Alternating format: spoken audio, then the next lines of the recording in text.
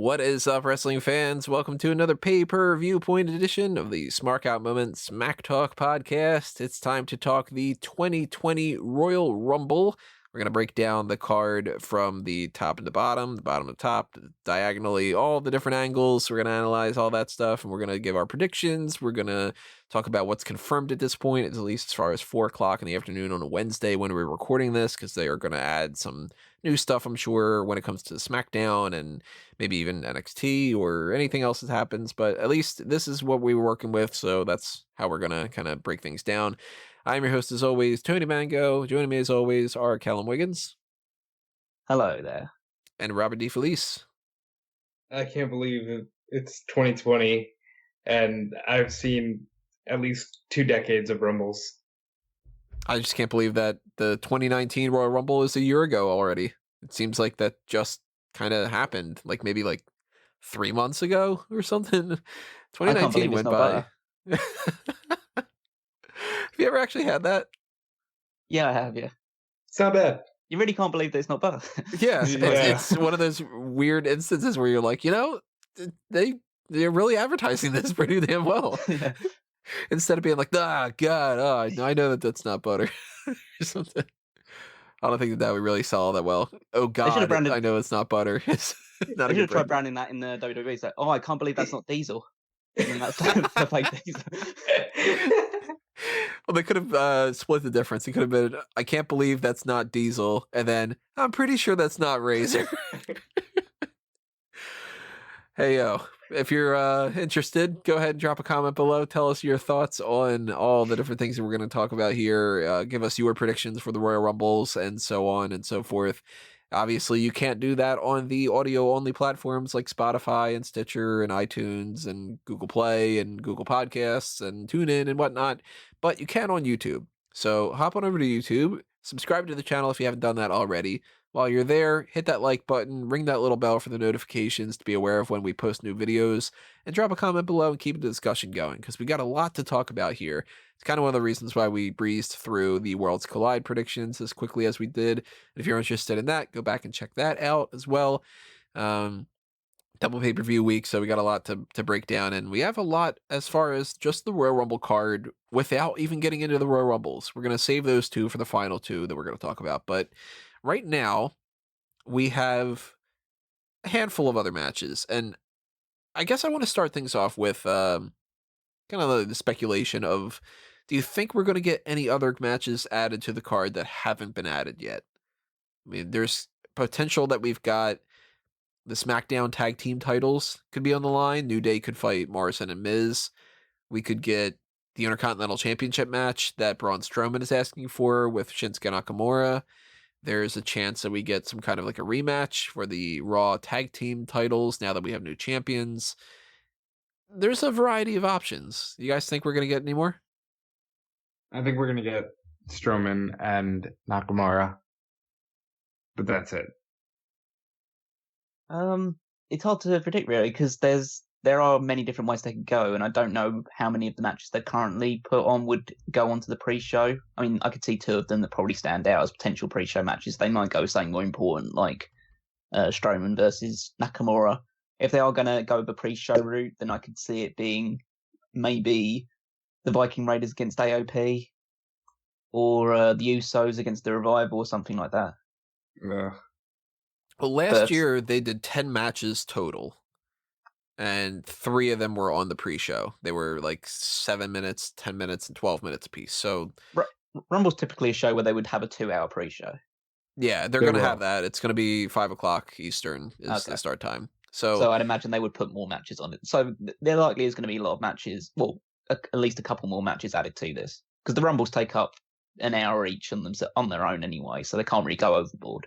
Yeah, I mean, last year, one Rumble was an hour 12, the other one was 57 minutes and 35 seconds. So right now we have 8 matches announced, and that at least leaves room for maybe 2 more. And assuming that we do get 2 more, one of them I would think would be the SmackDown Tag Team Championship. I feel more confident in that than I do anything else, because so far, at the very least, even though they've announced that Big E and Kofi are going to be in the Royal Rumble, they haven't announced John Morrison and The Miz.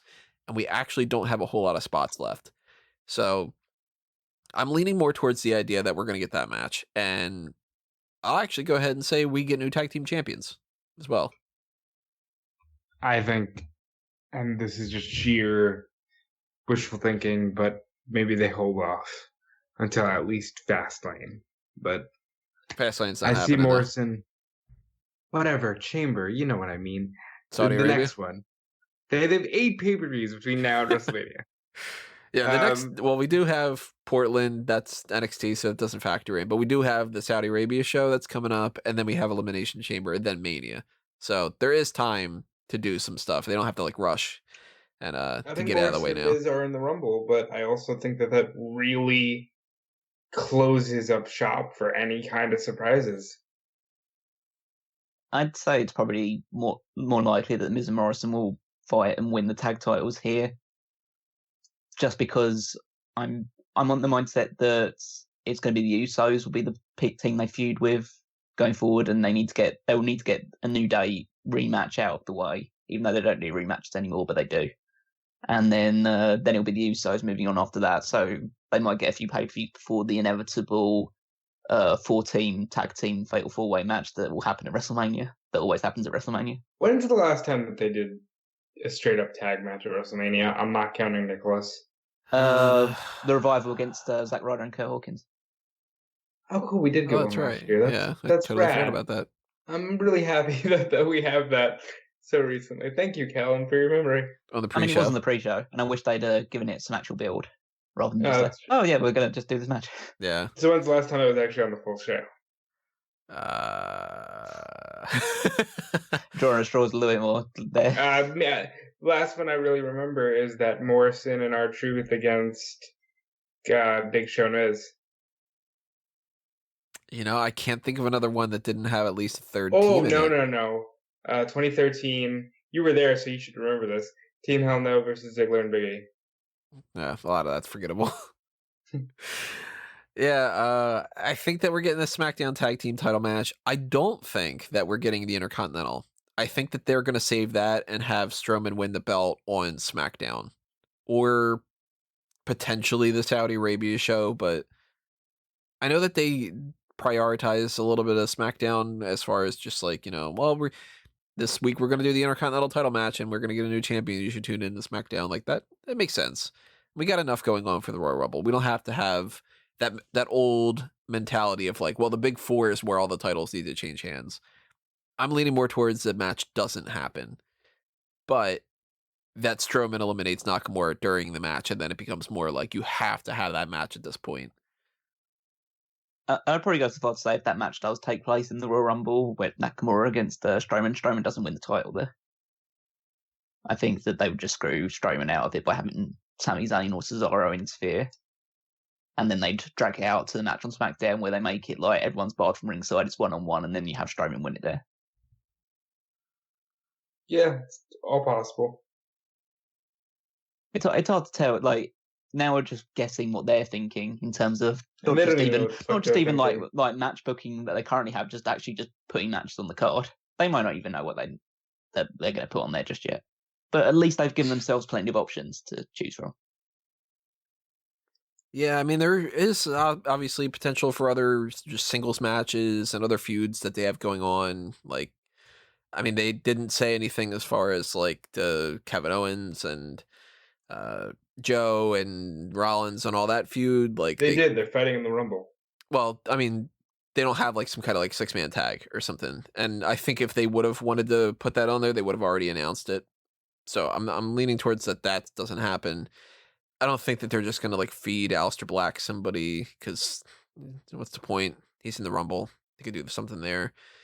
Obviously, I don't anticipate any kind of like No Way Jose match, but the other thing that I think is a possibility, and I hate to say it, is another Bobby Lashley Rusev type thing. They're in the Rumble. They don't need it. But they seem to love this though, and I mean they love it because it gets views. It's not like they just love it because and it's like, oh, we don't care what everyone else is saying about it. We're just going to go full steam ahead and just do it. They're doing it because it's getting results. So if you've got anyone to blame for it, then blame the people for backing this thing. Oh, I do. I blame a lot of people for this. Anybody that really cares and really is watching this, I mean, come on, guys. I blame you. Stop it. Yeah, I can't think of any other match. I'm leaning more towards just the SmackDown tag titles and nothing else. You guys have any other suggestions you think might end up happening if they add another match to the card?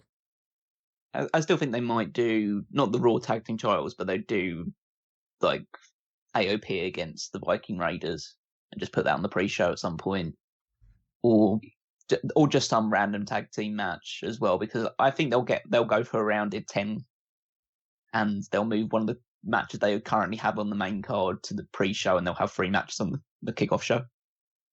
But I don't know which one. They could literally just pull something out from nowhere and just do it. They can. Yeah, I already said I think it'll be the Intercontinental title, but who knows?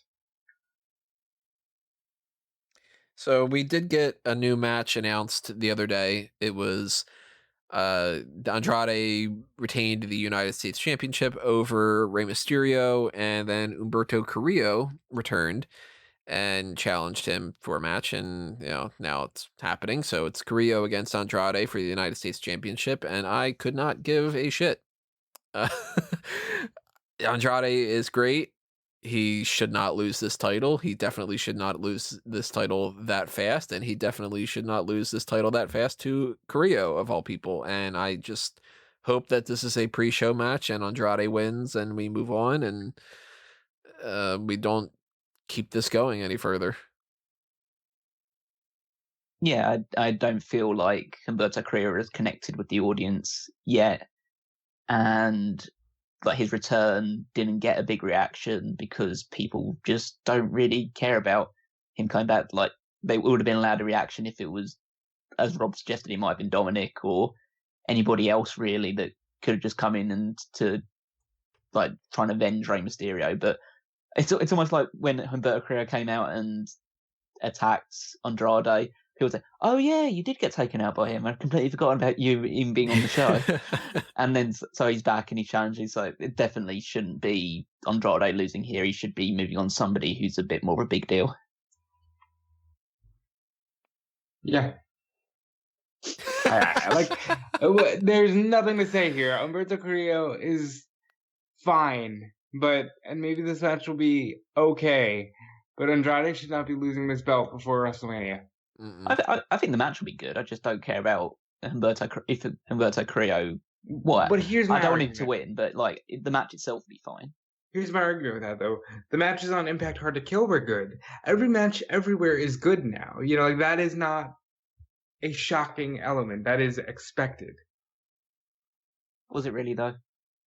It was pretty good. It's just like cowered down. I just made one accusation. And just they're fine. I mean, in the grand scheme of things, we should be looking at this as long as the matches are good, nothing else matters. But it is professional wrestling. It's sports entertainment. Feuds matter. And technically speaking, they do have a feud going because he did attack him. It's kind of like very baseline. It's more than what we got going on for a lot of Worlds Collide. But it's just that it's Carrillo.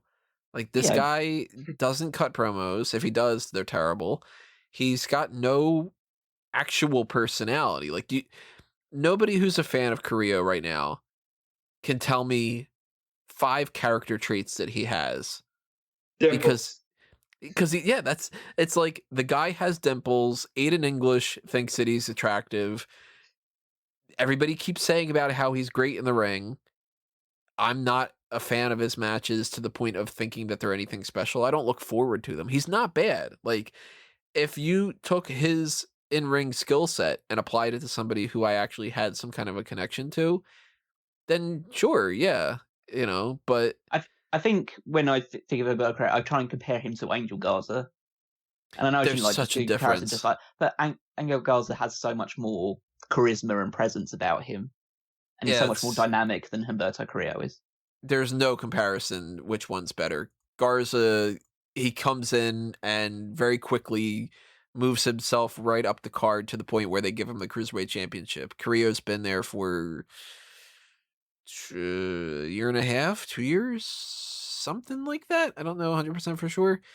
And they gave him multiple shots to be the head of the 205 Live division, and it just didn't work out all that well because there's nothing to sink your teeth into. So, I mean, we've sunk our teeth more into this than I thought that we would. So we're all going Andrade should win at the very least. If he doesn't win, then that's there's a problem going on. Well, you seem to be very invested into this with how much time you want to spend on it. So I think it's clear that you want them to bring back Carolina and put her with Humberto Carrillo. Oh, the 100%. Well, I got to have somebody to talk about at the end of the year awards for the worst. So. You're right. We did spend too much time on this. Let's keep the next one short. Speaking of short. Yeah, Shorty G versus Sheamus. That match is happening. They figured put that on the card. I don't know why. Bro kick. I mean, that's all it is. It should be. Like, I like Chad Gable, and I wish that this dude was a part of NXT because it would be so much better for him. But this Shorty G shit, we've been talking about it for a while. It's going nowhere. It's never going to work. Rise above size is a good slogan if you get rid of the idea that it's completely like a Blue Chew advertisement. Yeah, it's a great advert if you're a Viagra company or something like that. Yeah, it's just like there's so many elements to this that needs to just be. Look, Sheamus has never been my favorite superstar, but I've grown to appreciate him over the years. And at this point, I know he doesn't have a whole lot of time left. Don't waste his time on having him try to put over the Shorty G thing as like a match. Have him broke kick his fucking head off and that be the end of it. Yeah. Yeah, it feels bad to say, really, but I mean, it's a foregone conclusion who's going to win this one. They wouldn't just bring Sheamus back and have him lose to Shorty G. So, yeah, Sheamus will win. He can move on to whoever next in the list of small people that he wants to destroy. I assume Ali will be next on his agenda. Probably Ali, yeah. The thing that scares me is the idea that they may do Sheamus and Daniel Bryan at WrestleMania. I am 100% putting that down on my predictions things. I ran through a whole bunch of scenarios the other day, and I was like, you know what? It's happening. Daniel Bryan is definitely going to fight Sheamus at WrestleMania. Unless there's some weird thing. I mean, we'll talk about this with the Royal Rumble itself, but unless they've got some oddball plans that none of us could see happening, it throws us all for a loop. And on Sunday, when we're doing the post show, we're like, who the fuck would have known that I don't know, that these 10 different legends came back and all this different kind of stuff or whatever. I am firmly putting down Daniel Bryan versus Sheamus at WrestleMania. A great way to do, at least they're persistent. But they've wanted that match for years and years and years. Let it go. But see, that's how Vince has been doing things recently. Like, I've mentioned this before with Roman Reigns and Brock Lesnar. There is a very stubborn, I'm going to prove I had the right idea if it takes me fucking forever type of mentality going on right now. I mean, realistically, and I'll run through this quick, they were supposed to do it at 27 for the U.S. title. They got bumped to the kickoff. They did it at 28 for the world title in 18 seconds. That leads to the Yes Movement. They tried to do it at 30. The one where Bryan wins everything, and they wanted to do that fucking match. And then at 31, the very next night after Mania, Sheamus comes back, and it leads to the concussion that keeps Daniel Bryan on the shelf for a year and a half. I don't want to see Sheamus versus Daniel Bryan. I'm good. And they're going to do it, and they're going to do the whole storied rivalry, and, you know, they've clashed at WrestleMania multiple times, and Daniel Bryan lost in 18 seconds, and this year he's going to have to fight up against those odds, and that it's happening.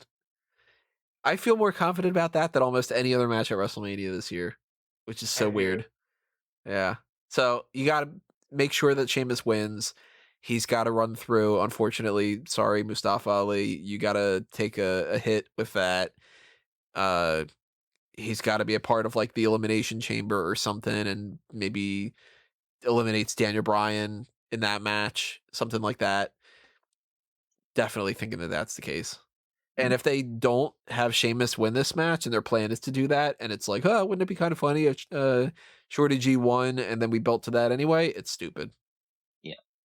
He's got to be strong. Yeah. Here's one that I don't really know.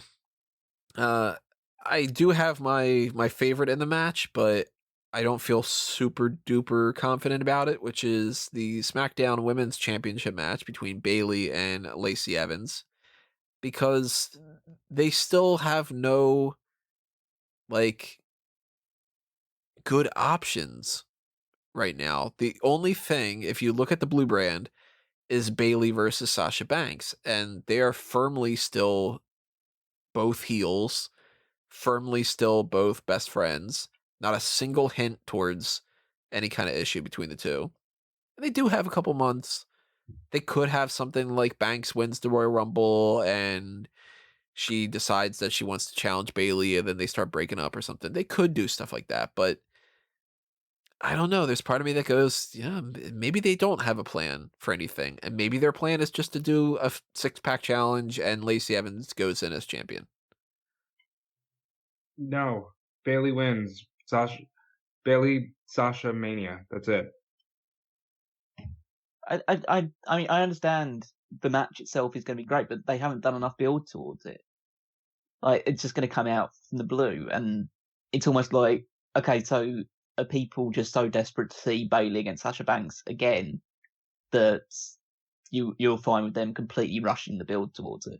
Right. The build towards it, and listen, they've rushed a lot worse things. Will be, well, they won't they? And it'll actually be, oh, Bayley turned on Sasha, because all these years you think it's Sasha's going to turn on Bayley, but Bayley turned on Sasha. That's the build. But I also feel like neither of them would want to turn babyface again after spending so much time babyface and finally becoming heel, Yeah. No, I'd also just posit this point, and it's a point that not people who are fans of this match and this feud don't want to hear. What if their match isn't as good as what they've done in the past? Yeah. No, that's a very real possibility. But it's better than anything you do involving Lacey Evans. Well, yeah, I don't think that Lacey Evans is going to win this match. I think Bayley's still going to retain, but I don't know if I don't know if there are better. Bayley? I mean, again, it's like I don't feel like they have any plans for it. The main plan would be the Sasha Banks thing, but I feel it's just too soon to do that. I'd almost go along the lines of why not just you don't have a SmackDown Women's title match and you have Bayley and Sasha challenge for the tag team championships instead. Either way, you have to do something with the two of them at Mania. They should definitely be on the card. I just don't feel like they've built a strong enough challenger. But I assume that if they are going to try and build a challenger between now and WrestleMania who's not Sasha Banks, it's going to be Alexa Bliss. I mean, the only options are Alexa or Naomi if they bring her back. Maybe Naomi if they really want to give her a big push. But I mean, I like Naomi, but is anybody really going to be like, oh my god, Naomi versus Bayley, can't fucking wait, And they still haven't done the Carmella and Bayley. Yeah, they should have done. Yeah, and I get reminded that once a day. Yeah, Carmella is a former champion, and she is somebody who is well liked. But again, I can't imagine that they'd be like, it's Carmella versus Bayley, Wrestle fucking Mania, like. There's just not a whole lot of good options there. And the only thing that I can think of that I don't think is going to happen, but could be big enough for them to justify would be Ronda Rousey returns. And she just runs through Bayley. Now that, again, I don't think it's going to happen. And I don't think it's going to be that Rousey wins the Royal Rumble.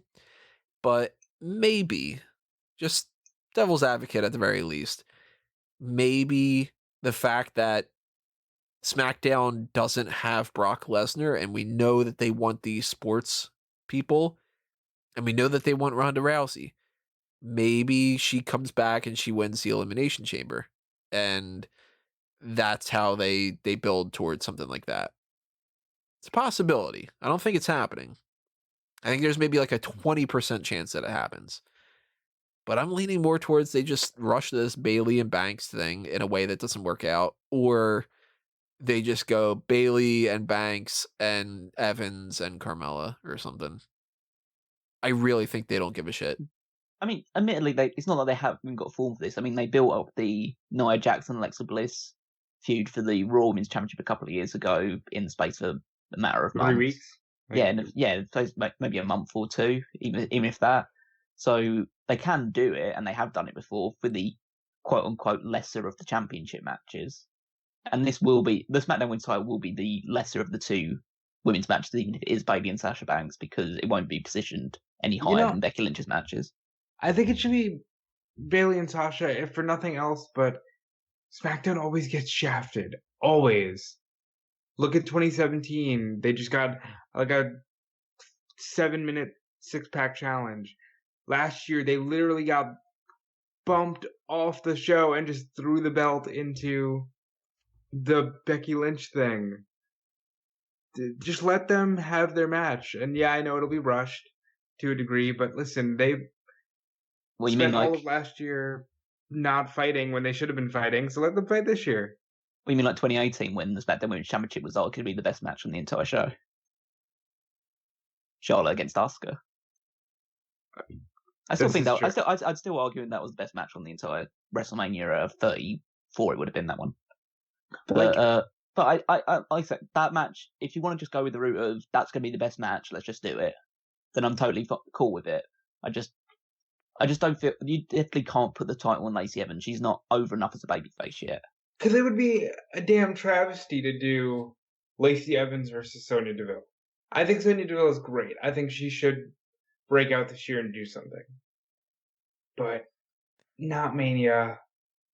And not Lacey, not the championship. You know what I mean? Like, it should just stick on Bayley and Sasha because at the end of the day, that's what the women's division has boiled down to. Sorry, Tony. Here's the thing. Horsewomen and Ronda Rousey or Shayna Baszler, depending on whomever shows their face. For that matter, I mean, I do think that Bayley's retaining. I'd put more stock into her keeping the belt more than Evans winning, but I wouldn't be shocked if Evans won. And I wouldn't be enthused if anything happens. I just feel like the SmackDown Women's division is blah right now. And it sucks because, I mean, I like Bayley, and I like Alexa Bliss, and I like Nikki Cross, and I like Carmella, and I think that there's, major benefits to Sonya Deville, and I think that Mandy Rose plays her character very well, and, there's a lot of talent, but none of it feels like WrestleMania to me. And when the best Naomi thing going on SmackDown is Otis and Mandy. Yeah, out of the women's division, the best thing is going on is that, and the best thing going on out of that is him doing that fucking tongue gif thing. So it's like, just have him do that at WrestleMania for the SmackDown Women's Championship or something. Like, it's gonna, obviously I don't know. I expect that to happen. I do not suggest that happen. If I was on the creative team, it wouldn't be actually something I'd be like, have Otis do that. That's our SmackDown title match. But like Evans, it doesn't connect with me. The same kind of thing is like, well, not in the same way. Carrillo doesn't connect to me in a way that I think that he's just bland and they're pushing him because they just haven't realized that yet. Evans, I feel like it just doesn't speak to me because I do not connect with the South type stuff. That whole like, oh, it's apple pie, honey, and all that. I'm like, oh, I don't fucking care. To me, we should not be having a whole fucking feud about the fact that your kid needs a role model and that you need to, make sure that you come Lacey's home kid is more over than the SmackDown Women's division. God, and that's another thing. I don't want Evans to be a part of this whole thing because I don't want to see the kid over the course of the next 4 months. So I'm going Bayley, but I just don't feel like they have either a game plan at all right now, or at the very least, a good game plan. You guys going Bayley as well? Bayley. Let's go to the Raw Women's Championship match. That is Becky Lynch versus Asuka. Speaking of the idea of not having a game plan, but having to be in a situation where you fall ass backwards into a full circle feud. I mean, Becky loses the title to Asuka at Royal Rumble 2019. A year later, they're in a situation where there's not a single thing that you can do for the Raw Women's Championship that would make a whole lot of sense. Yet they pull this Asuka thing out of their ass, and it works. It's been great. I dig the idea that Asuka is somebody that Becky has not beaten. I think that there's some elements that are disappointing. The fact that, Kairi Sane obviously got fucked up during the TLC match, which Charlotte Flair doesn't really care about, because the more important thing was the fact that they needed to get over a couple moves. And there's a negative to the idea that the SmackDown or that the WWE Tag Team Championship is not being factored in at all, but that's a tag team title that always happens, so I'm not surprised. But I like this overall, and the story being told is that Becky has a hurdle to overcome, and she'll overcome it. So Becky's going to retain. Yeah, Becky retains. She's got to be in a main event, if not the main event of WrestleMania, and Asuka's got to take the fall here, but that's okay because she and Kairi do have the tag belts, and Kairi's working again, so that's good. And they could do something special at Mania. This is an instance where there's something that I really want to happen, and there's the thing that will happen. The thing that will happen is that Becky Lynch will retain. What I would want to happen is for Asuka to win the title, and for this to be the match at WrestleMania. Asuka defending the Raw Women's Championship against Becky Lynch. You feel like they're so good that you could see them again in such a short span? I just feel like this is an actual feud that is strong, and but everyone is expecting that because the story is that Becky Lynch can't beat Asuka, that Becky Lynch this is the hurdle that she overcomes on her road to WrestleMania. Whereas I feel like a better story is that Asuka still carries on that streak against Becky Lynch, and then it's the WrestleMania story. And the way that I would do it is that I would have Io Shirai debut, and I'd have her cost Becky Lynch the match, help Asuka win. Then you've got this triumvirate of Japanese women's wrestlers. You basically pivot the tag team titles onto Io and Kairi, because they are a great tag team anyway. We've seen that in NXT. And then you have Asuka hold on to the title for a while, and then it's Becky Lynch wins the Elimination Chamber and fights her at WrestleMania for it. I feel like I know if Ronda Rousey is available, and there's obviously talk about Shayna Baszler and other people like that, that's that was obviously a big deal. And if they're available and they're going to fight for the title, they're probably going to face Becky Lynch. I just think Asuka's this story is better than the other stories that they could put forward for it. Yes, the names are bigger than the other ones, but this is a better story. I agree with you 100%. But realistically, Lynch is going to retain the title, and there's no way that Asuka's winning. No, I would put her chances probably less than 10%, but I'm still going to cling on to the hope until Becky Lynch retains the title. So we haven't asked this question yet. Where are they going to shoehorn Charlotte Flair? Because she doesn't have a clear in this year. Maybe she'll fight for the tag team titles, but she'll pick someone out from the crowd and have. Yeah, it's Lacey Evans' daughter. Yeah. Well, I guess we can allude to this. We'll break down the Royal Rumble predictions for the match itself a little bit later on in this video or podcast. But no, I'm not expecting that Flair wins that, and I'm leaning more towards that she's either fighting the tag title situation, or that she is their big focal point and winner of the Battle Royal. She's too big for it. She is too big for it, but it wouldn't shock me if they were like, you know what, let's just make that all about her and do that kind of a thing, because I can't see her really fitting anywhere else in there. I don't think that there's any kind of like big name that can return and have like the Trish Stratus match type thing. I don't think that that's necessarily a thing either. But I also wouldn't be shocked if, because we did get that Natalya and Lacey Evans match the last time in Saudi Arabia. We might have another one for Super Showdown. I wouldn't be too incredibly shocked if we get Asuka versus Becky Lynch versus Charlotte Flair in Super Showdown.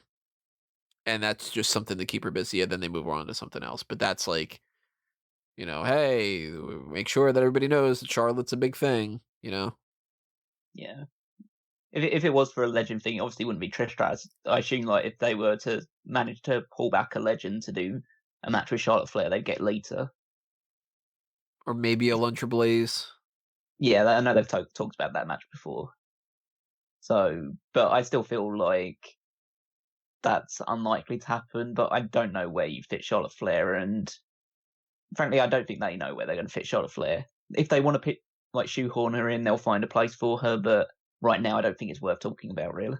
God forbid they go Becky versus Shayna versus Charlotte. We'll see. For the hell of it, if she does end up fighting for the tag titles, who do you think that she'll end up tagging with? Natty? Natty. When Natalia makes the most sense. So Lana. Let's see. We got Roman Reigns versus King Corbin in a False Count Anywhere match. They could have ended this feud in TLC. The most logical. But they dragged it out. They decided to drag it out, and I don't know if that's because they were just lazy and they said, well, we don't want to do a whole lot of work for January, so we'll just keep this going, and that'll be easy to do because it was. They just had to keep it doing a couple more attack segments, and that was it.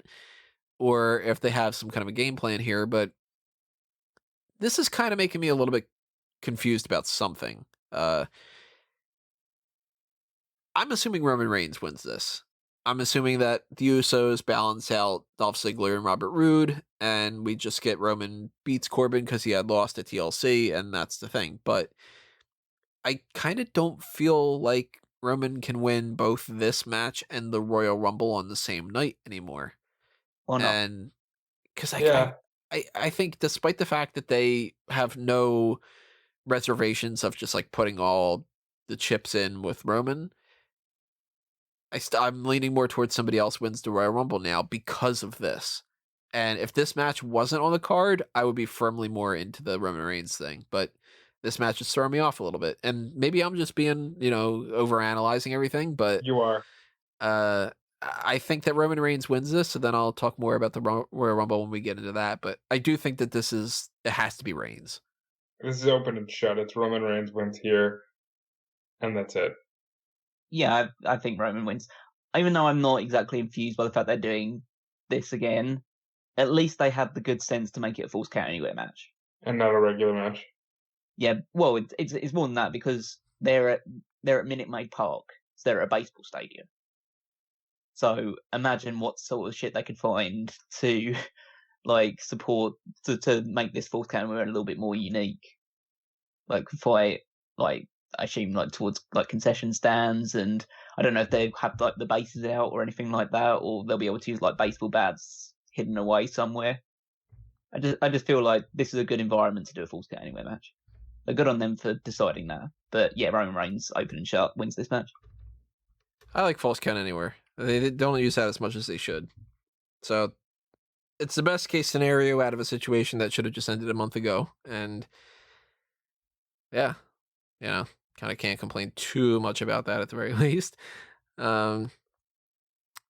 Is that the end of? No, okay, no, never mind. We still have one more match before we get into the Royal Rumble matches, which is Daniel Bryan against Bray Wyatt for the Universal Championship. That is, again, another thing that they just stretched out longer than they necessarily needed to because Daniel Bryan lost, and then they just said, do that again. This time without as much hair. So, and with straps.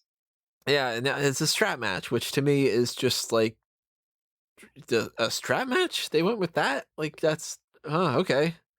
It's different, and it could be fun, and they could make the strap really weird or something. I'm intrigued.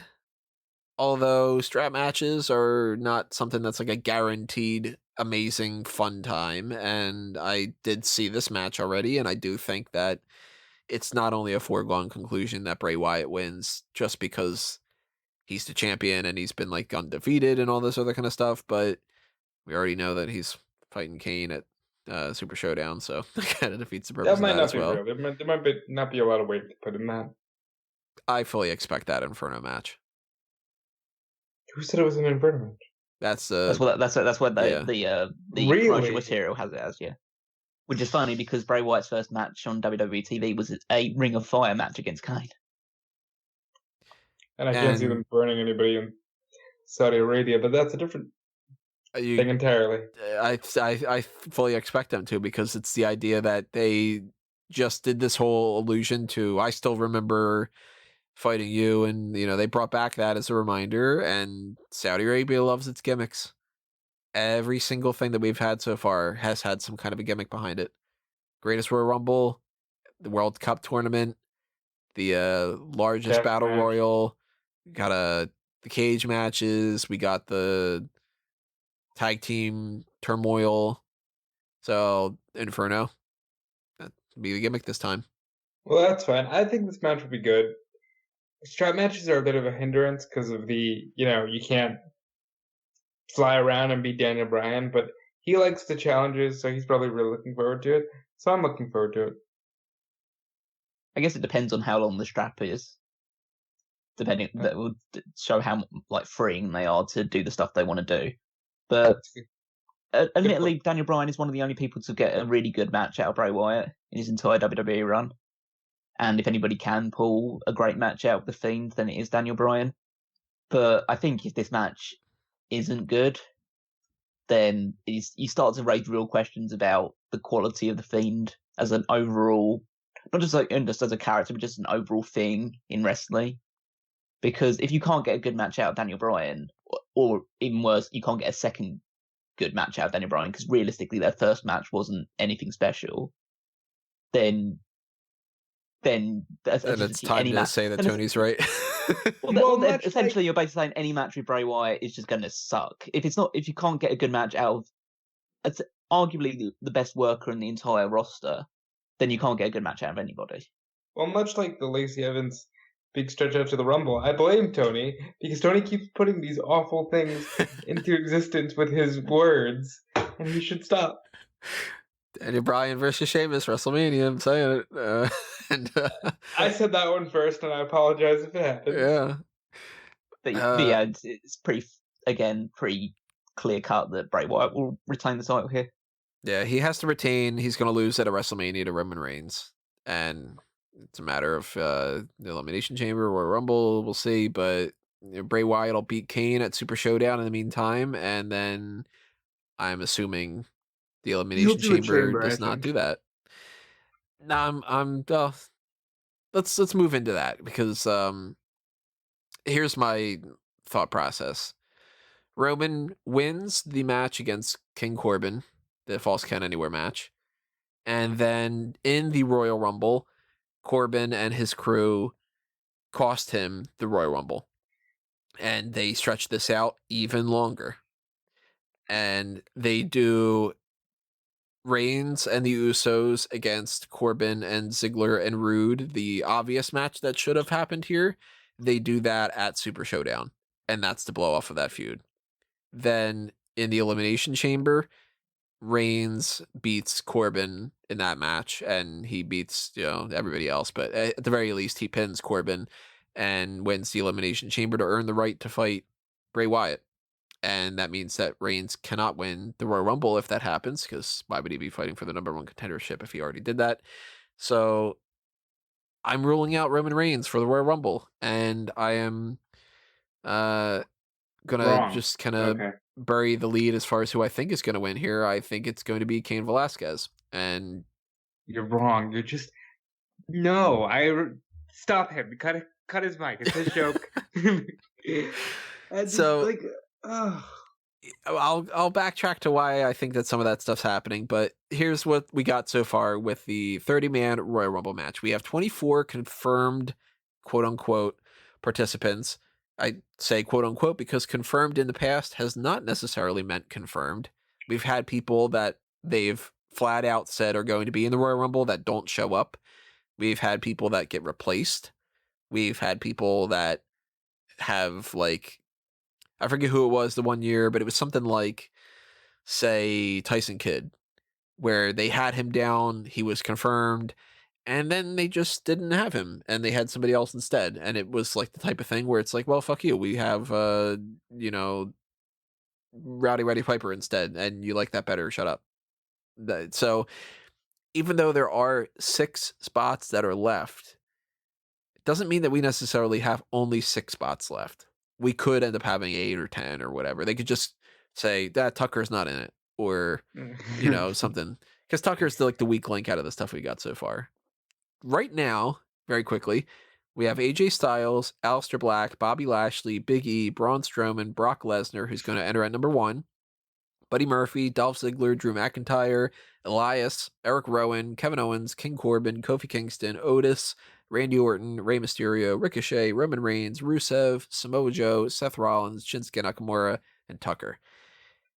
We could get John Morrison and The Miz. We could get people from NXT. We could get the 2 rumored people who might show up, and Edge and CM Punk. And we could get the person who I think is going to win, which is Cain Velasquez. Stop. Stop. We got a lot to break down here. So, first question to you guys. Yay or nay, is Edge going to show up? I'm saying nay until I see it, that I'm crossing everything that I got, that it's going to be a reality, because, wow, I will lose it.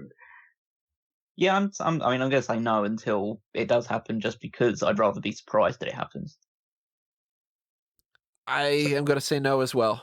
I think that there's so much chatter about this right now that it's hard to say no to it. But at the same time, we've had plenty of instances in the past where people have been like, this person's definitely going to return, and they didn't. And the likelihood that Edge can go, I don't know if I really trust it. So it's high. He said he can go. That is the only thing I will say. Edge said he can do a match. Would you also want to put him in a spot, though, where he has to take a bump like that? Go over the top rope and, You can be very safe. Have you ever seen the Great Khali go over the top rope? I mean, technically speaking, they could have somebody like pick him up, put him on the apron, and he's holding on, and then they just kind of like knock him off, and it's not as bad. But he even says like he does his own stunts. It's not like he's living in a bubble. If he did, it'd be a hell of a way to win the Royal Rumble. Nobody's won via bubble in the past. And Adam Sandler wins the Royal Rumble. I'm going to say no on Edge. I'm going to say no on CM Punk. Me as well. Callum, you think he's popping up? No chance CM Punk's in this match. I mean, he joked about it enough last night that it's just like, he's not doing it. He doesn't care what you want. I would give a lot of credit, though, if Punk is right. He joked on backstage. He said, yeah, I want number 28, and they keep telling me number 30.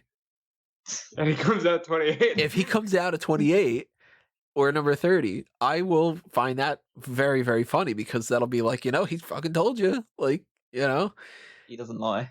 That would be very cool if that were to happen. Now, Punk, if he shows up, obviously that means that we're getting something for WrestleMania, and they know that they're doing the Seth Rollins thing or something like that. Then we'd pivot away from the Joe and Owens and all that stuff. Well, I'd go with the situation that if Edge is in the Rumble, you can kind of eliminate him and build a feud that way. I think if Punk's in the Rumble, he has to win. Yeah, if Punk's in the Rumble, Punk has to get his WrestleMania main event. Period. If Edge is in the Rumble, you can do something, but I can't see Edge main eventing Mania in 2020 as much as he is my favorite guy. It's not a thing. Edge is also not going to fight Brock or Bray. No, it's very. I can see him more fighting Bray than Brock. I can't see. Yeah, I mean, if Edge is healthy enough to go, they are not going to give him the guy that tosses people around with no care whatsoever. Specifically moves that land on your fucking neck. And, yeah, and a special feature for WrestleMania, it's the return of Edge and the funeral of Edge. Yeah, there's no way that happens. But Paul Heyman would cut that very promo, and it would still be like, okay, I'm intrigued. It would turn into he's going to be victimized, brutalized, paralyzed, and then it'll be like, God damn, Paul, let's try not to bring a little too much reality into this. They could do CM Punk against Brock Lesnar. I don't think it's happening, though. And I think if we do get Punk at Mania, it's going to be against Rollins, I think. And I don't think it's happening. So if they do Punk and Brock at WrestleMania, could they put them in an octagon? Well, then it's worked, so Punk can win. What if it's a Yeah. Broctagon, and that's how they get around it? Ah. They would call it a Broctagon, and you know Yeah. they would. And I think if we do get Edge, he is going to eliminate AJ Styles. And I think that they're going to do Edge and Styles at Mania. I agree. You know, if Edge is in there, they'll have Corbin eliminate you. Because he only needs more heat at this point. One thing Corbin's lacking, he just needs a bit more heat. I'm not going to lie, I would probably be okay with that.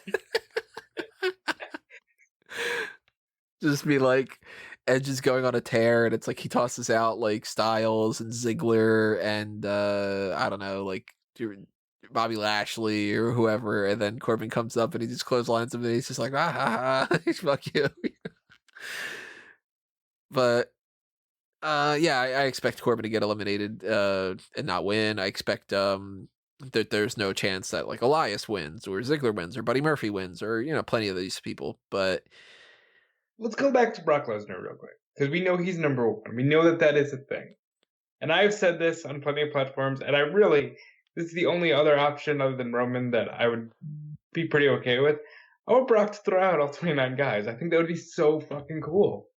Nobody's ever done that before. It's one of the very few things that they've actually never done that they could do.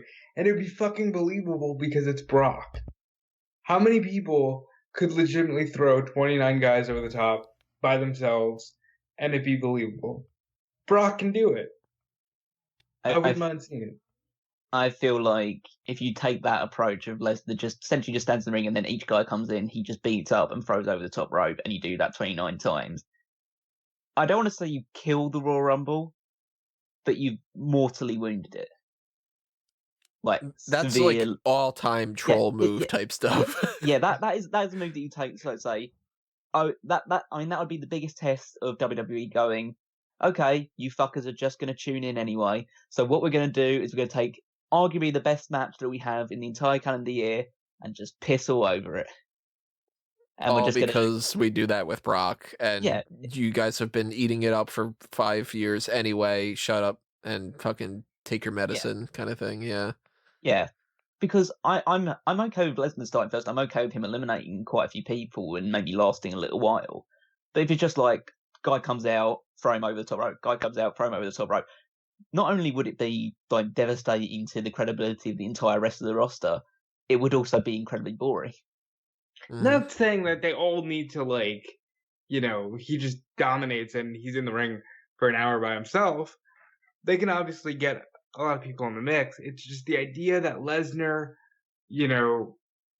has a hand in throwing out everybody is something special. Well, here's the realistic thing. Is Lesnar going to be out there for an hour? No, probably he's not. not. Because it's Lesnar. Well, it's the Royal Rumble, though. You can... Well, I assume that if Lesnar is going to...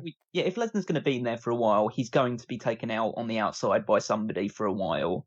And then he's just going to be... I don't know, he'll be put through an announce table, he lays there for 20 minutes and then gets back in the ring. Yeah. And I can see that happening. But... realistically, I think Drew McIntyre throws him out. And Drew McIntyre doesn't win the Royal Rumble, but Drew McIntyre does fight Brock Lesnar at WrestleMania. I think, realistically... The one thing that I am certain about is that number 2 won't be a big deal. No, I don't think that. I mean, there's a couple options that you can go with here. Like, you could have number 2 be a big deal and a surprise or something, and have that be like, oh my god, Brock Lesnar versus, CM Punk, just say. And be like, oh my god, nobody expected that it would just start this way or something. And you could have Brock go all the way to the end and just kind of run through people, either eliminating them one at a time or a couple of people come in and then he doesn't have to just go like one by one.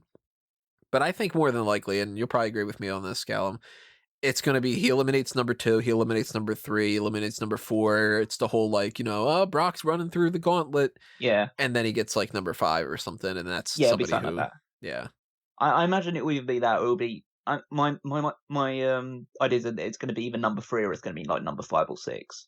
Like, I imagine like they could do something where they just bring R-Truth or Tucker out as the second pick, and he just tosses him out with these, and then just saying, and Heyman cuts pro saying, "Oh, is that all you got? Lesnar's going to tear through the topping," and then number 3 hits, and then it's Braun Strowman or something, and then you start having an actual match for a while. But yeah, I don't see. I see Lesnar being there for a little while, but he will get eliminated by somebody. And McIntyre is as good a shout as anybody. There must be a reason why they're doing this with McIntyre right now. This is as good of a chance as you got with Brock to do something special that isn't boring while it can still be him doing his signature shit. Because you can have him out there laughing, Heyman's cutting promos, Ricochet tries to get the better of him, he gets thrown out for his trouble. Cain Velasquez comes out and, scares everybody for a bit, but then Lesnar gets rid of him. And then I think around the 10-man mark, you get somebody like a Strowman who can't be eliminated so quickly by Brock, and then you get an actual Rumble going. And then maybe Final Four with Lesnar and McIntyre, and that's how McIntyre gets Lesnar out. And then Lesnar, beats the shit out of him. I personally picture a scenario where Cain Velasquez is out there with Lesnar and Brock eliminates Velasquez, but he just gets slightly distracted by it, or he gets super excited about the fact that he's eliminated Velasquez and he's just taunting him on the outside, and that's when Drew McIntyre eliminates Lesnar. And then you just carry on with the rest of the match. And McIntyre is a different style of opponent for Lesnar for Mania. It's not it's not a Shield guy or just a small guy. So you can do a different kind of match that Lesnar hasn't done yet. And it's fun. I still don't like the fact that the champion is just in the Rumble without defending the belt, because it sets a weird precedent. But it's Lesnar, so we're letting it go. It's because they're going to go with the spectacle, mainstream media, outsider from the normal roster thing. It's going to be Cain Velasquez.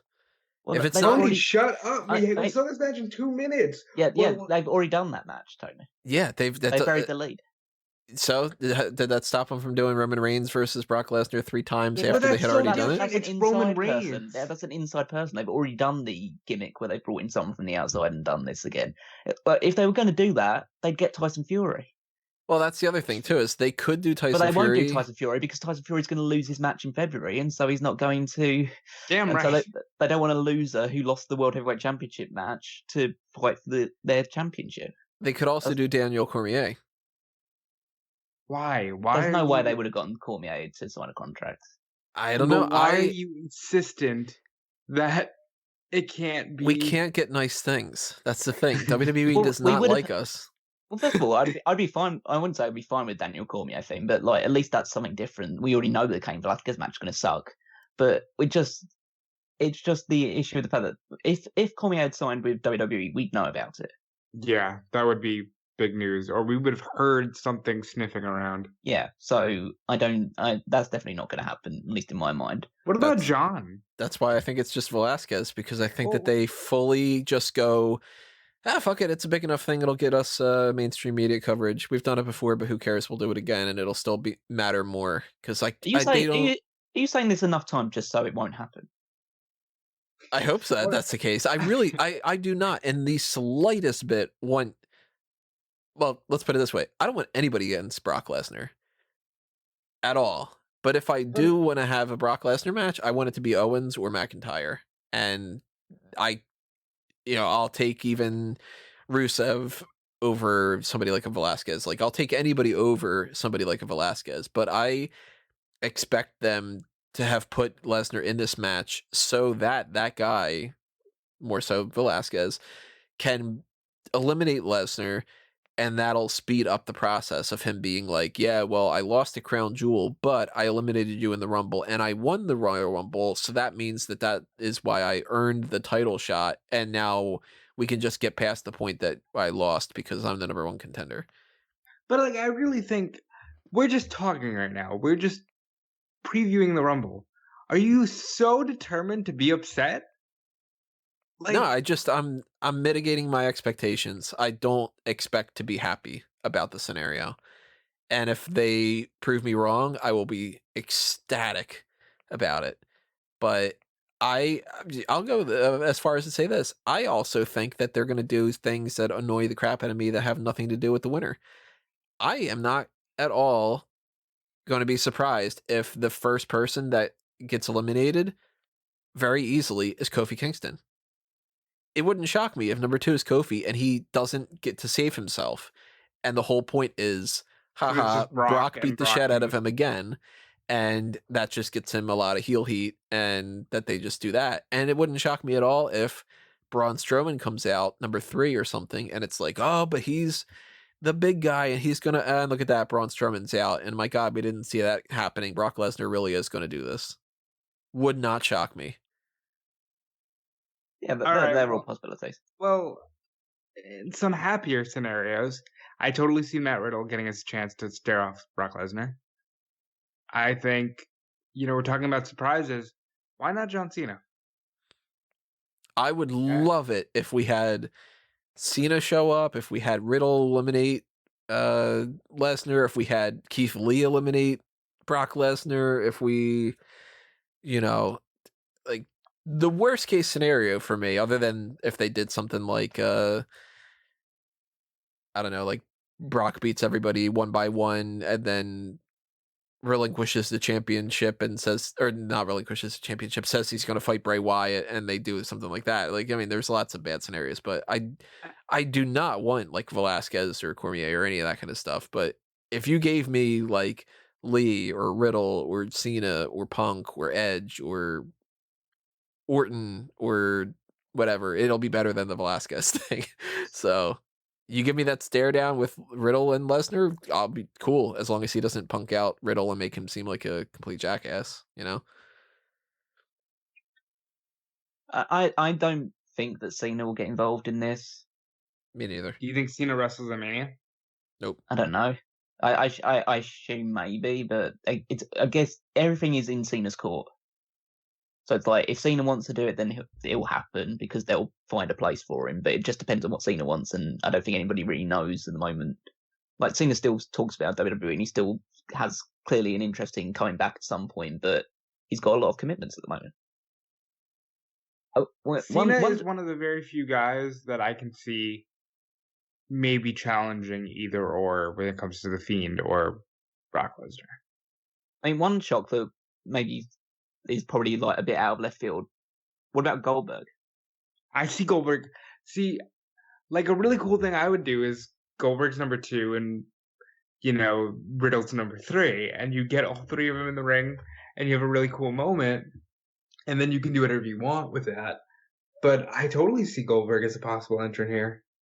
And we're also in Texas, so The Undertaker is not the furthest possibility from this either. And let's be real, Undertaker and Lesnar can stare down, and that's an easy story to go back to. There's a lot of possibilities. That's why I'm surprised that this year of all years, they've already announced 24 names, one of whom is Tucker. Like, yeah. Tucker is really the oddball out of this whole thing. I mean, like, I don't think anybody has any bets on Elias. I don't think anybody really thinks that Eric Rowan's going to win, despite the fact that he's been doing a lot more this past, like, year and a half. What if his box eliminates Brock Lesnar? If, like, he opens up the cage and it's got something in there that Lesnar's afraid of, and we get, like, an Andre the Giant type of thing where he, like, Andre eliminated himself because of Damien. The Snake. Yeah. I've been wanting to talk about this because you guys have been mentioning it a lot on the hot tags when you did the Raw reviews. I think he's growing a wrestler in that cage. Growing a wrestler? Yeah. He's just growing. He's growing like a test tube baby? What the fuck? Because Eric Rowan is like a genius, right? That's been the storyline that's going on. So he's a mad scientist. He's engineering and growing a wrestler in it, and so it's very aggressive right now. And then the big reveal was in a couple of months' time when it's the mini Eric Rowan from a couple of months ago. They've trained him to be a wrestler, and he's his tag team partner. Pig and elephant DNA just don't splice. Listen, come back to this in like 3 months' time, and you'll call me the greatest genius who's ever predicted it. in 3 months when we're talking about Cain Velasquez versus Brock Lesnar and Sheamus versus Daniel Bryan. Hey, night after WrestleMania, we're going to see mini Eric Rowan back. Listen, I don't know why. Can we call him Eric Groen?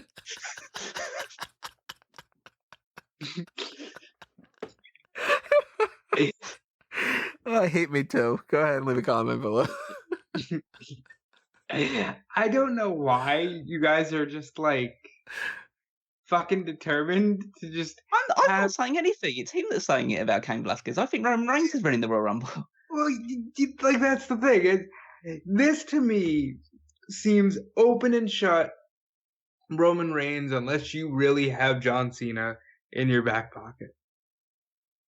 I mean, I don't get it.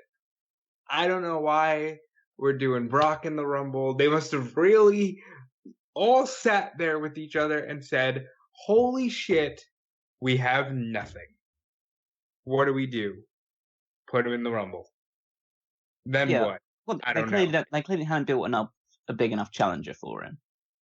And so that's the reason why they put him in here. And this also gives them an easy out to have someone eliminate him and not win the Rumble and yet still challenge for the title.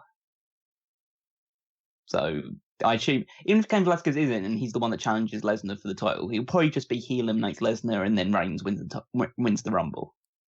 No, and that's another thing. I don't want Reigns to eliminate Lesnar. We know Reigns can get the better of Lesnar. Build somebody with it, or you've wasted our time.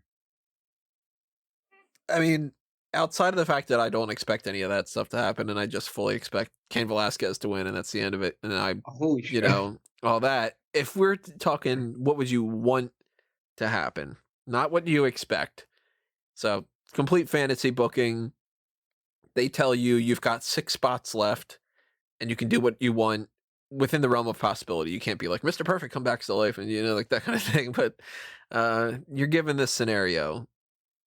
I'm thinking, Rob, probably you're going that you would want Drew McIntyre to do this and to beat Brock Lesnar at WrestleMania, right? Yeah. What would you do, Callum? I don't know. I really don't have too many horses in this race.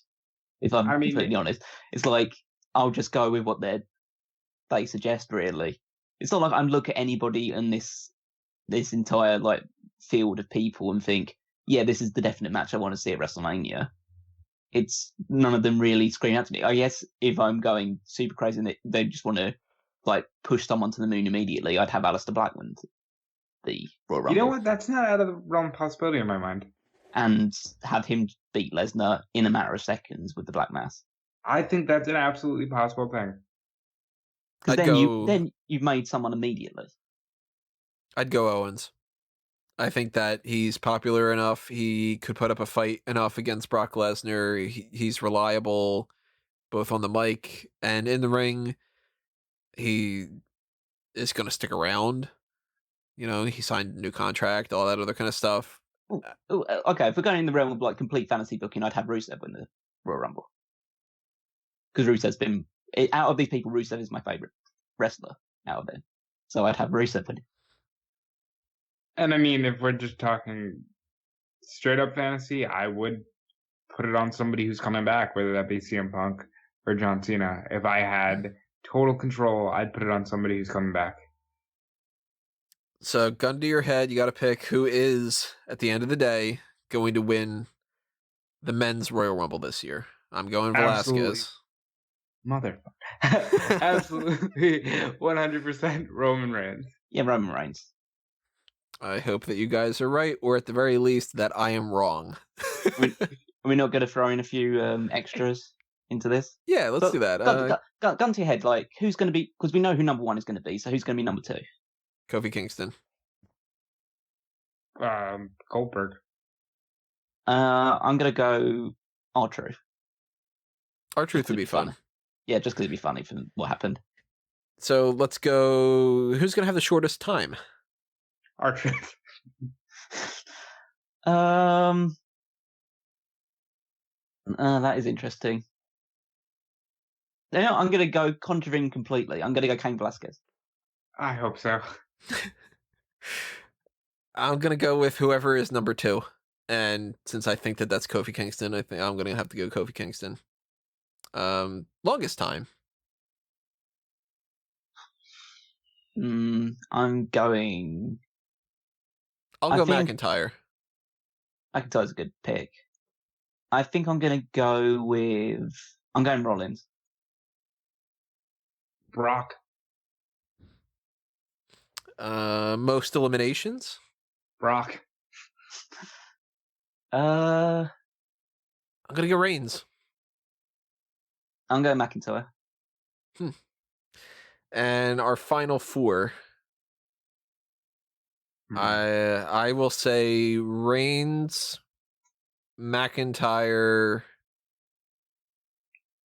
Velasquez, and Rollins. Reigns, Rollins, AJ Styles, Drew McIntyre.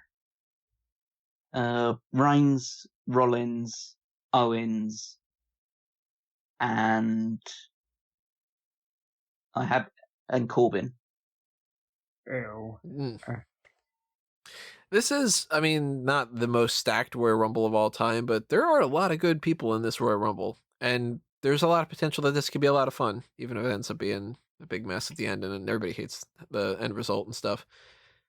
But we do have a lot of big names. I mean, we got Mysterio and Orton and McIntyre and Styles and Ziggler to a certain extent, former champion, and Strowman and Lesnar, and there's lots of Shinsuke Nakamura won a Royal Rumble.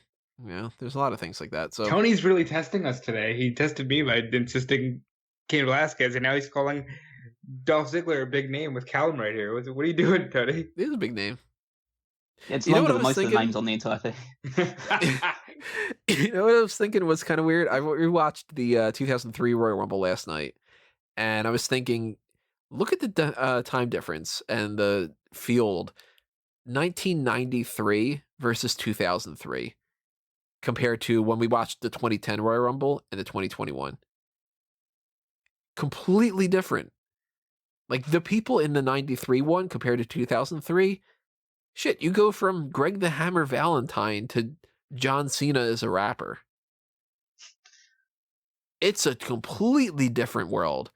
Whereas the 2010 to the 2020, it's like, a lot of these guys are still the same. Yeah, a lot of these guys are still around.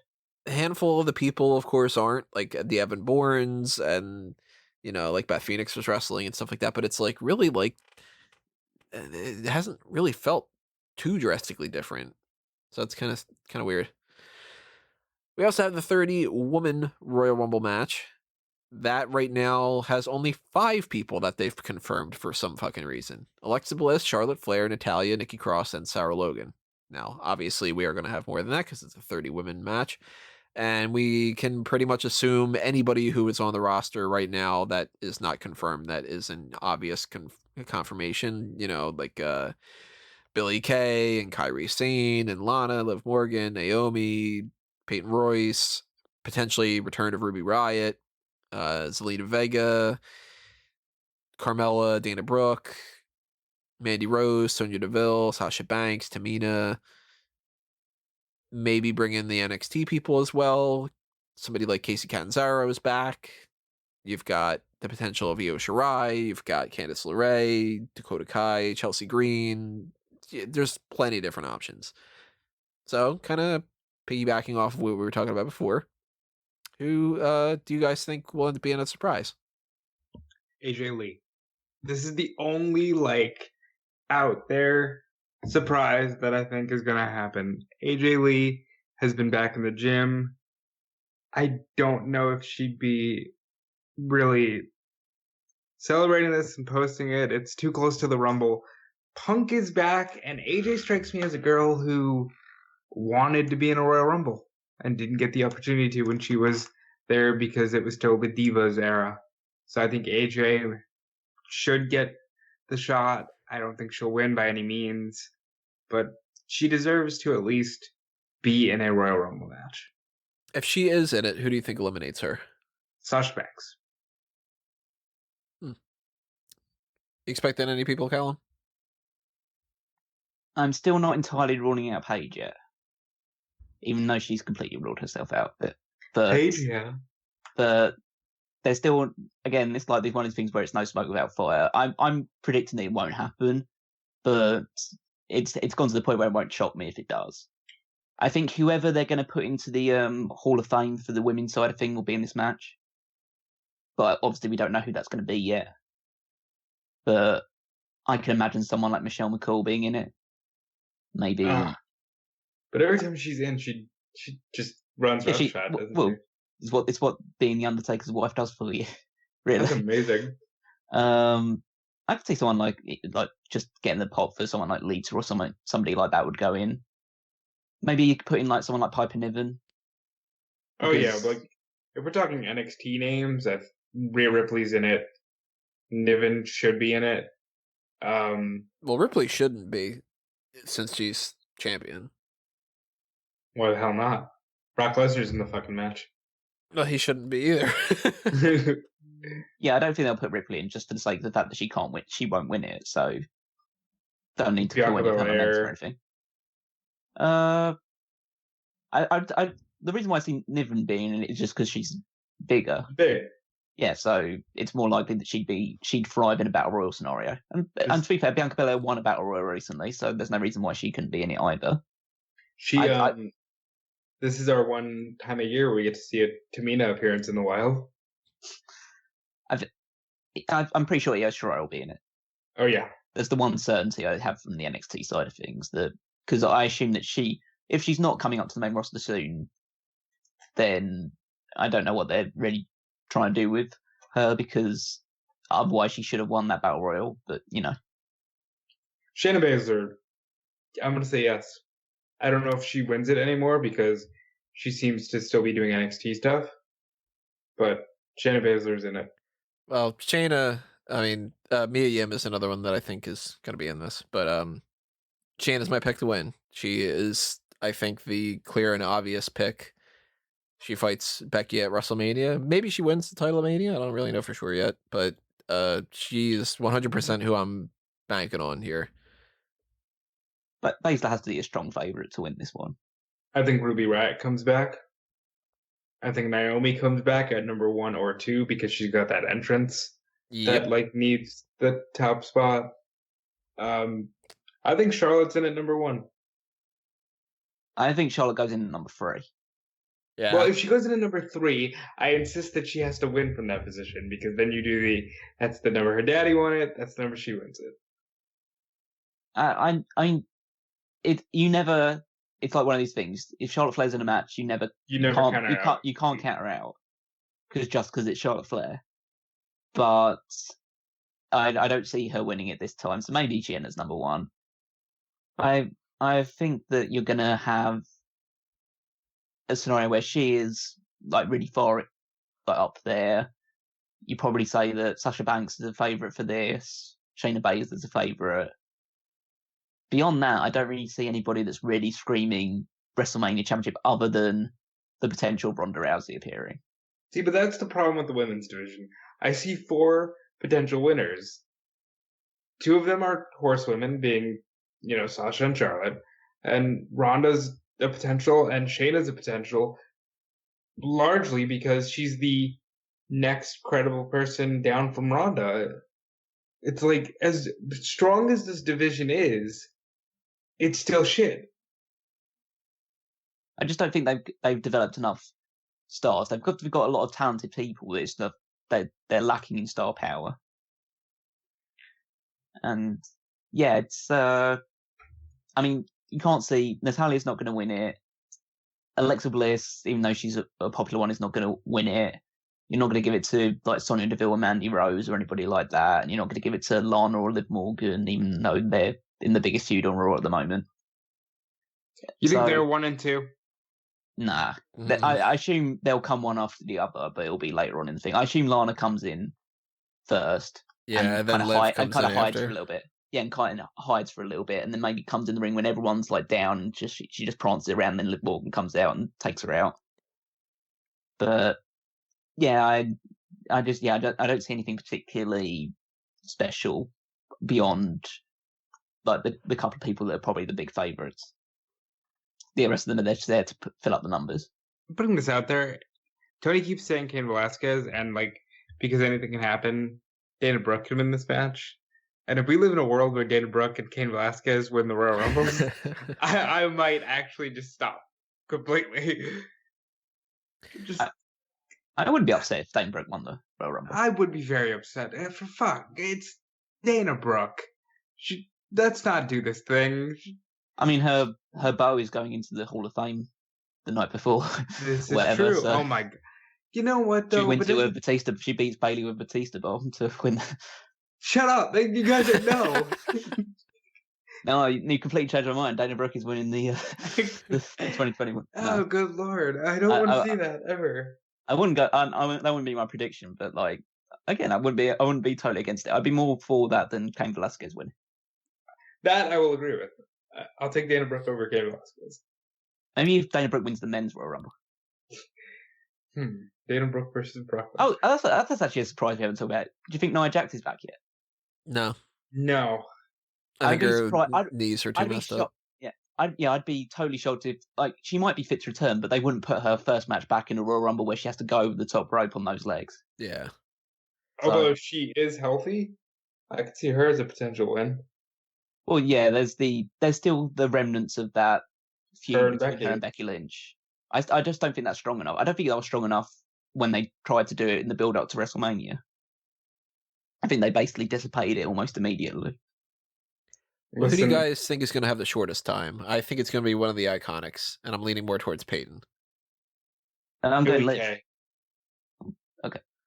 I'm going Liv. Liv is the one with the shortest time so far out of both Royal Rumbles. Yeah, well, I was going with the idea that she just comes in, she targets Lana, and they both go over the top rope. Yeah, I can actually see that being a thing. The MVP and Miz spot that we watched 2010. Yeah, from that awesome Royal Rumble 2010. Yeah, that exact spot of just I'm in, we're both out. Now I'm gonna tear you up as we run to backstage. Ugh. But I can see Billie Kay going out quickest and then yelling, "Are you joking me?" So that would at least make me laugh. I wouldn't put it past them to want to punish Peyton Royce because of Sean Spears being in AEW. Wow. That's really fucking petty. I mean, they are that petty, so I couldn't put it past them. But I mean, yeah, but... What if they give them number 10? They give it number 10. All that much more, it wouldn't shock me. I mean, what have we seen them do since he went to AEW? They've been completely absent. If they show up, I mean, they could very well have Peyton Royce pop up at number 10 and have her get immediately tossed out just to be like, hey, fuck you, pal. I'm going to go that they're not that petty, even though I know deep down they are. Just listen to your feelings. You know that they're true. I would say... And Velasquez was the Royal Rumble. Yeah, it's happening. Yeah. I would say Charlotte is the Iron Woman here. I'm actually not going to go with her. I don't think she's going to be one of those top couple picks, like you guys were saying, like number 3. I don't think so. I think she's going to be around 20, 16, something like that. I'm actually going to go with Naomi. There's a slight chance of Carmella, but I'm leaning more towards Naomi. I think she's going to be number 1 or number 2, like you were saying about the entrance.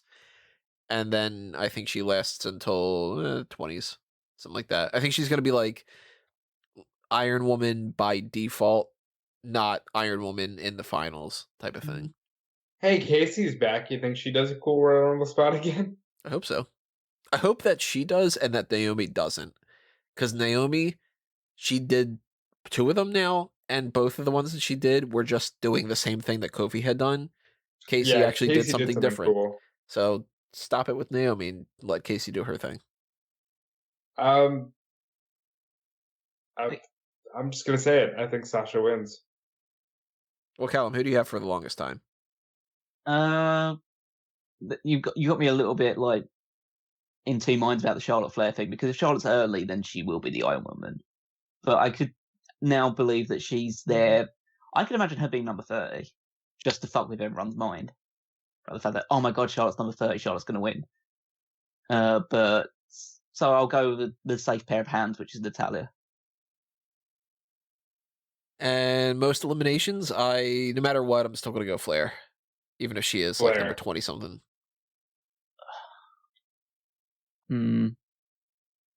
I think... Unless Shayna's in it. Well, I don't think Shayna will get a lot of eliminations, even if she's in it. I think I'm going to go with... Flair's 2 is an easy one. Yeah. I want to go with someone different. If you want to make Sarah Logan, that's a cool way to do it. But they don't want to make Sarah Logan. Yeah, that's probably. I'm going with the idea that I agree with you guys. Naomi's going to be in there early, so I'll go with Naomi. So for context of these kind of things, just as far as like statistics go, provide a little bit of like more information.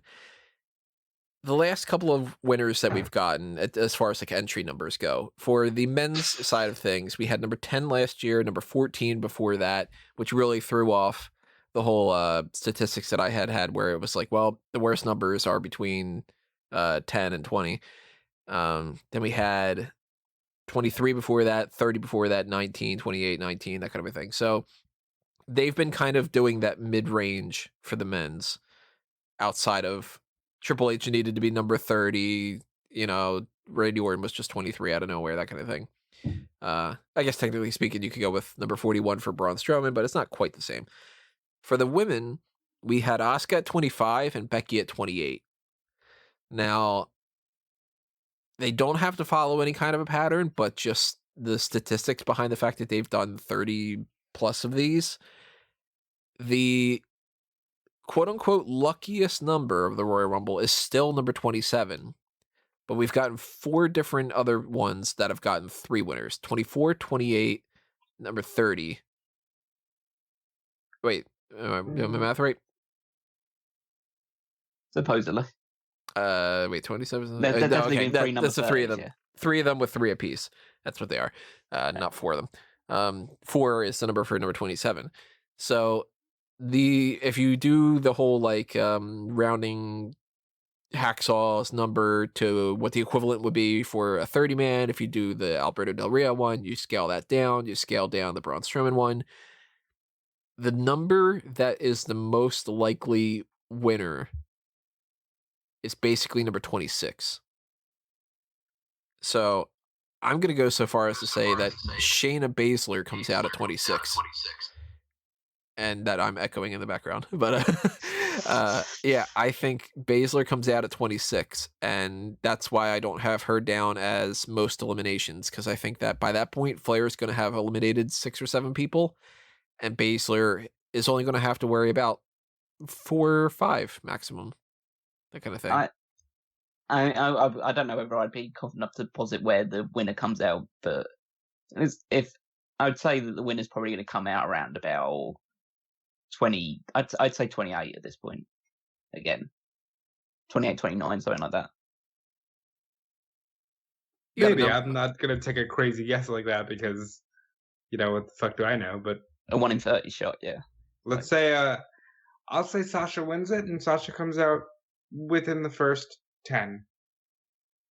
Who do you guys have as your final 4? I'll go Flair, Banks, Baszler, and Natty. I will go Flair, Banks, Baszler, and I would say I'd say someone like I'm just trying to think, because they haven't put anybody down. So I'm like having to just scale through the entire roster to try and like find stuff and try and be slightly different. Go Bliss. You could say when Tucker. Go Bliss, yeah. Flair, Banks, Ripley, and Baszler. And Rob, you're going Banks wins. I'm going Banks wins. Callum? So from my scenario earlier where I talked about Asuka and Becky Lynch and how I want Asuka to win the title, if that happens, then Banks has to win the Royal Rumble. But because I don't think that's actually what they're going to do, Baszler wins the Rumble. So Baszler's my actual prediction. And Baszler is 100% my prediction as well. So are we all under the belief that no Ronda? Nah, I don't think Ronda. Yeah, I don't think Ronda Rousey's going to appear. If she does, it's an open and shut case. Right? Yeah, if Rousey's in this match, she wins the Rumble. Unless, just putting it out there, we did Unless Cain Velasquez eliminates her. Yeah. We did toss out the idea of what would Charlotte do. What if Rousey's in this match and Charlotte eliminates her and we have Charlotte versus Rousey as just a random match at WrestleMania? Oh, there's no way they'd do anything with Rousey that isn't Becky Lynch. I could see them doing Charlotte and Shayna Baszler as a random match. But there's no way they do anything with Rousey that isn't Becky. God forbid they do. Charlotte and Shayna and Rousey and Becky, and the whole difference is, well, this time it's different because we got Shayna in there. We got 4 of them. Yeah. And that way that we could do the tag team match at Elimination Chamber, and Flair and Becky, they don't have their they're not that good of friends anymore, but they have to put aside their differences. And then for the first time ever on Monday Night Raw, Ronda Rousey's gonna fight Shayna Baszler. Yeah, I doubt that if Rousey's in it that she would do anything other than fight Becky Lynch WrestleMania, but it would be quite funny to have Ronda Rousey appear, have Charlotte eliminate her, that starts off their feud, and then Charlotte gets a higher spot on the card than Becky Lynch at WrestleMania. Could happen. I'd be real upset. Yeah, so would everybody, but they still watch because they don't care. So. Yeah. Well, that's the breakdown of the 2020 Royal Rumble as far as the predictions go. Maybe some things are going to change by the end of the week to the point that we get to the Royal Rumble itself. Yeah, maybe Cain Velasquez can't compete in the Royal Rumble. That'd be cool. So Tony's awful prediction can't happen. I don't want on Sunday night for me to be going, I fucking told you about that. I want to be like, oh, thank God.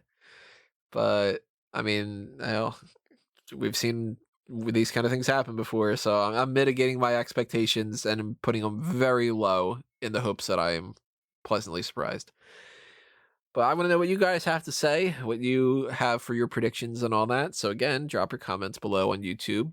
Didn't really do any of the other plugs, but I'll mention them now. The fact that if you want us to do anything in particular and you want to take advantage of the Pick Your Poison tier on Patreon, that is something that you should be aware of, because that is the best way for us to do any particular gimmicks that you feel like we aren't doing that you really want to see. And if you don't have the spare change to get to that point and you want to just listen to some more Patreon exclusive content, there's the Darkcast tier, or maybe you just want to toss $1 our way. It's also greatly appreciated. So that is something for that. And fanboysanonymous.com, which, if you don't know what that is the website where I do movie reviews and talk about geek culture topics outside of the world of professional wrestling. Check that out if you're interested in that. Follow the YouTube account, all the other kind of stuff all over there.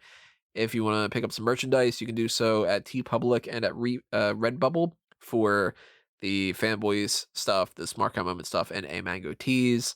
Obviously, keep checking out smarkoutmoment.com and following us on Facebook and Twitter at smarkoutmoment, and paying attention to all the things that are happening either on the YouTube channel or on the website specifically. I've got my other stuff on Bleacher Report, my stuff on eWrestling News. I'm just bouncing around all over the place here, trying to do the groundswell of stuff that happens with Royal Rumble week, because it's always one of the busiest weeks. And you start Googling my name, you start clicking around under A Mango Tree and elsewhere, you'll find plenty of content. So just do that, and thank you for doing it. But these guys have plugs as well to talk about, so I'm going to pass the baton over to Callum.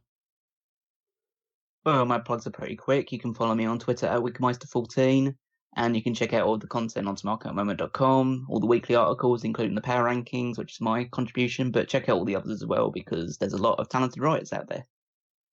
I would argue that if Tony's awful prediction comes true, that should be inducted into a Hall of Lame.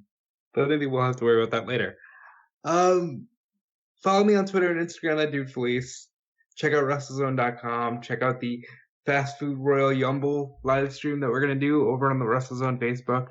If you buy the t-shirt, that will be in the description below. All the proceeds go to benefiting Australian wildfire relief. So check that out. Thank you in advance for doing so. You can also check out what I'm doing on Fightful, because that's where I'll be for the majority of the news weekend, which includes not only the Royal Rumble, but Worlds Collide and NWA Hard Times as well. So big weekend in wrestling, and let's all just have fun. Except for Tony. And yeah, I will have fun answering your mailbag questions next week. Go ahead and submit them if you haven't done that already, because this is going to be the Q1 mailbag. And again, as I've mentioned at the beginning of the year and a couple other times in the meantime, we are not doing the monthly mailbag anymore. It's going to be quarterly. So now is the time that you can get your questions in, and the next time will be around April. Send them in while you can. We're going to try to do as many of them as we possibly can. And if we have some that we don't get a chance to do, maybe that'll end up popping up on the Darkcast or something like that. I don't know. Plenty of stuff on the way. I don't know exactly what we've got following that, but we've got a blank week. So maybe we're going to debut a brand new thing. Maybe that's when you're first going to come across wrestling as 2020. Maybe that's when we're going to do Miss the Smark. Maybe we'll just, I don't know, do some kind of like call the spot type thing. I don't know. If you have any suggestions, drop them in the comments below. But in the meantime, at the very least, the next time you're going to be hearing from us for sure is going to be the Worlds Collide pay-per-view post show. And that's happening Saturday night. Following that, you got the Royal Rumble. It's the Royal Rumble post show, then the hot tags, and then the mailbag. So a couple things coming your way. Just stay tuned, subscribe to the channel, all that stuff. And we will see you next time, everybody. So for now, this has been another Smark Out moment. And we're being counted out.